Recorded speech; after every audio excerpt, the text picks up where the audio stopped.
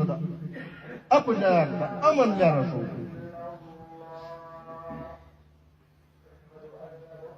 موږ کښېنو موږ زموږ علما زموږ سپین ږیري پر ږیره لاس راترکو شو شکر دی په دین د اسلام هو دین اسلام دی لیکن پر دین اسلام باندې عمل نشته موږ بالکل ضد اسلام روان یو نو د دې لپاره زړه مې غواړي چې ډېرې خبرې وکړم ولې دا موقع داسې ځوانان داسې مشران کله کله پر یو ځای کږو په کار یې سر سره خلاص چونکې هغه ځای هغه ادرا دا لکه په الیکشن کې د ما سره په دا موټر په شا کې کښېنستی یې کړو زه له یو جلسې را پورته شوم ول نواب صاحب ما نه پرېږدي ما وځي دا الفاظ اوس په لارې ملګرو کې مو وچ یوسف خان زما شاته ناست ما دا ستا پر سیټ باندې ما سره کښېنستی ول ما وځي ما نه یې د ده ګناه د ده ګناه دا و چې د پښتانه د لوڼي نه د وزیرستان نه د پښتانه د حق لپاره د پښتانه د ناموس لپاره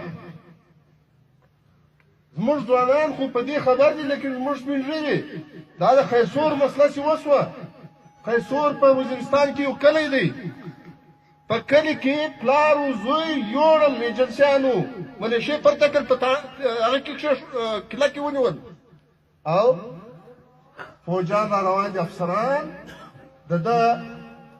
له مور او له خور سره په کور کې هلک تجدید غواړي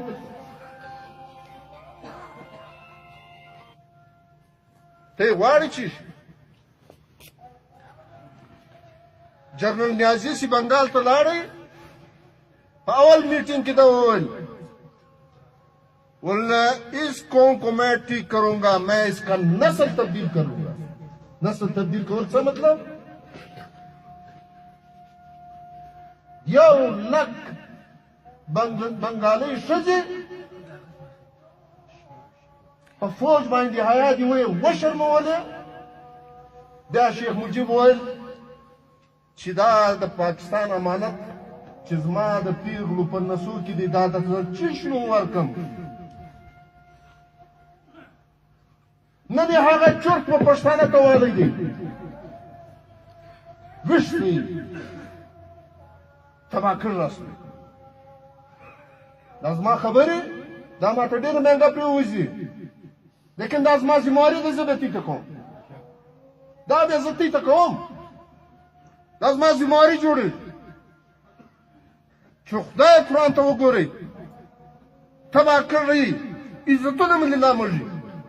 منشي او پلیس او پلانه په کورو درننوځي پرېږدئ دا د خپل اپس بدۍ بدمرغۍ ما په جلسو کې ورته ویل دي محمود خان ته مو ویل دي اسفندیار خان ته مو ویل دي مولانا ته په مجلس کې ویلي دي سراج الحق ته مو ویلي دي شیرپاو ته ویلي دي چې ستا پر پښتانه وطن اور بل دی ستا ووټ بینک دا پښتون دی تا ته د عزت و احترام اسمبلۍ ممبرشپ دغه ولس درکوي نن د ولس د عزت نظام روان دی نن د وطن اور بل دی نن د ځوانان مري څه خوند به پر دا سیاست واخلي کم خوند به پر واخلي اوس خو هغه د ګرد صفا جارو یې پر اتر کې ګرد دی راویسته د اسمبلۍ څخه یې مړ ویست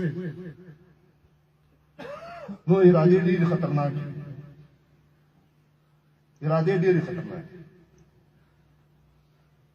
نن ولې منظور پښتون جنازې ته نه راتلل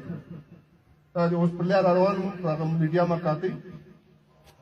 جګړه روان ده هر ځای ملیشې ورته ولاړ دي هر ځای هغه دي جنازې ته خل نه پرېږدي جلسې ته خل نه پرېږدي پر میډیا باندې بهر میډیا چلوي دننه هلته یو موټروې باندې یو کیسه وسوه پکې دوه کوچنیانو زنانو یو سړی پولیس وویستل ټول د پاکستان میډیا پر لګیا په شپو تر اوسه پورې. لیکن د پښتانه سره چې هر څومره ظلم جبر کړي د دې یو خبره پر ټوله میډیا باندې بالکل پابندي پر لګېدلې. یا خو کومه دا فیصله ده چې یار بس ځان ختم کوو تباه کوو بربادوو یې لکه مغول دغه غفلت کوو، فلسطینیانو دغه غفلت کوو چې نن اسرائیل دغه اسرائیل لکه د اپشن چې په ګر پاکستان کې څه حیثیت لري، دغه اسرائیل په عربو کې د ټول عربو پر غاړه ایښي.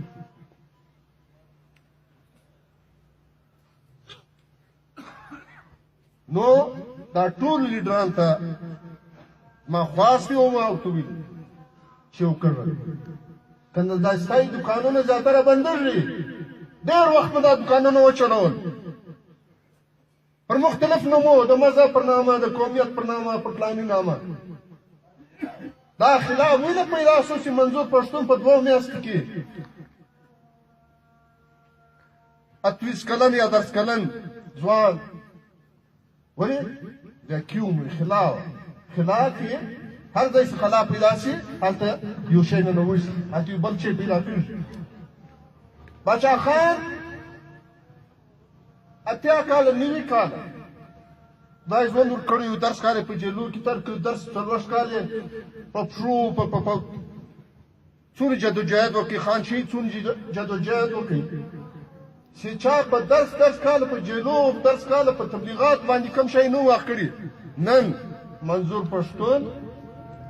چونکې د وخت د ځوانانو، د راتلونکي تعلیم یافته ځوانانو، د میډیا سیاسي ولد ځوانانو، دا سوشل میډیا چې دغه کیمرا چې ده دا نن ټولو دنیا ته میسج ورکوي. منظور پر یو میسج باندې په یورپ کې جلسې کولی.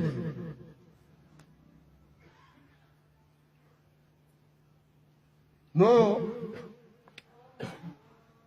زما مشرانو ته دا